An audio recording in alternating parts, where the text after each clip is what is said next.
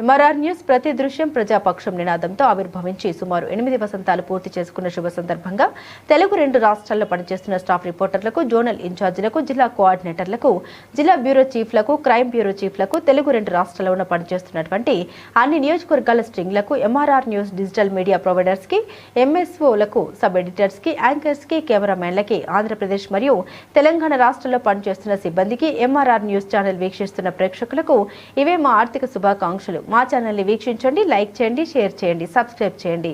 గ్రామీణ ప్రాంతం నుండి పట్టణాల వరకు ప్రతి సమస్యను అధికారుల దృష్టికి తీసుకెళ్లి సమస్య పరిష్కారానికి కృషి చేస్తున్న ఎంఆర్ఆర్ న్యూస్ ప్రతి దృశ్యం ప్రజాపక్షం నినాదంతో ఆరంభమై నేటికి 8 వసంతాలకు చేరువలో ఉన్న ఎంఆర్ఆర్ న్యూస్ ఛానల్ అతి త్వరలో విశాఖపట్నం, విజయవాడ, గుంటూరు, చిత్తూరు, నెల్లూరు, శ్రీకాకుళం, కర్నూలు, పల్నాడు జిల్లా, విజయనగరం, బాపట్ల, నల్లగొండ, హైదరాబాద్, నిర్మల్, ఆదిలాబాద్, సిద్దిపేట జిల్లాలో ప్రసారాలు టెలికాస్ట్ కానున్నాయని MRR news managing director M Raja తెలిపారు.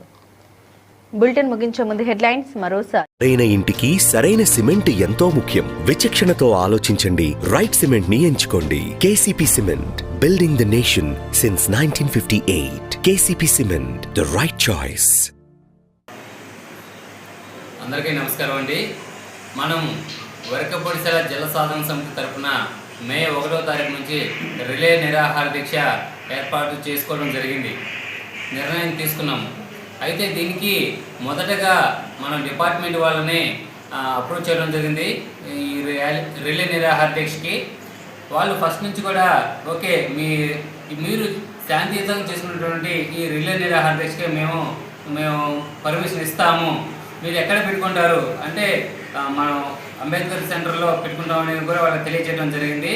ఓకే, అక్కడ ట్రాఫిక్ ఇబ్బంది లేకుండా శాంతియుతంగా ప్రజాస్వామికంగా ఎవరైనా చేసుకోవచ్చు అని మాట్లాడినటువంటి పోలీస్ డిపార్ట్మెంట్ వాళ్ళు ఈ రోజున రేపు రిలే నిరాహార దీక్ష మొదలు పెడతామనగా నిన్నటి వరకు కూడా పర్మిషన్ ఇస్తాము.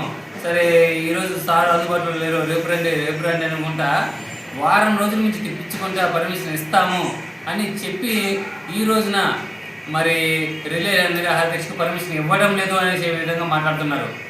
అంటే ఎవరు దీన్ని వెనకుండి నిరాహార దీక్షకి పర్మిషన్ ఇవ్వద్దు అనేసి ఎవరు ఆపుతున్నారో అర్థం కావడం లేదు. మీరు కూటమి ప్రభుత్వం ప్రజాస్వామ్యాన్ని కాపాడుతున్నాము, ప్రజలు వారి యొక్క భావాలను వారి యొక్క చెప్పుకునేటువంటి స్వేచ్ఛ ఉంది అనే విధంగా గత ప్రభుత్వంలో ప్రజాస్వామ్యం లేదు, మేము వస్తే ప్రజాస్వామ్యం ఇస్తాము, ప్రజలు వారి యొక్క భావాలు తెలియజేసుకునేటటువంటి హక్కు వాళ్ళకు ఉంది, మేము దాన్ని కల్పిస్తామని ఆ రోజు చెప్పినటువంటి కూటమి ప్రభుత్వం ఈరోజు ఎందుకు ప్రజల గొంతులు నొక్కేస్తున్నారు? ప్రజలు వాళ్ళ సమస్యను చెప్పుకోవడానికి ఎందుకు వాళ్ళకి పర్మిషన్ ఇవ్వడం లేదు? మేమే రోడ్లు ధర్నా చేసి రోడ్లు బ్లాక్ చేసి ప్రజలకు ఇబ్బంది కలిగించడం లేదు. శాంతియుతంగా ఒక ప్లేస్లో కూర్చొని ఎవరికి ఎటువంటి ఇబ్బంది లేకుండా శాంతియుతంగా రిలే నిరాహార దీక్ష చేసుకోవడానికి కూడా మీరు పర్మిషన్ ఇవ్వలేదంటే మీరు ఏ విధంగా ప్రజాస్వామ్యాన్ని కాపాడుతున్నట్లుగా అర్థం కావడం లేదు. సో మీరు ఆపినంత మాత్రాన మేము ఆగేది కాదు.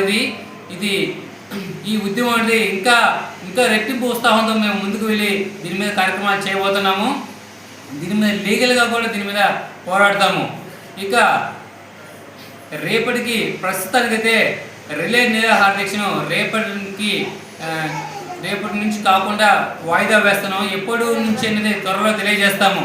అయితే రేపటి కార్యక్రమం ఏంటంటే రేపు మే 1వ తారీఖున కార్మికుల దినోత్సవం సందర్భంగా కార్మిక సంఘాలన్నీ కూడా ర్యాలీ చేస్తాయి.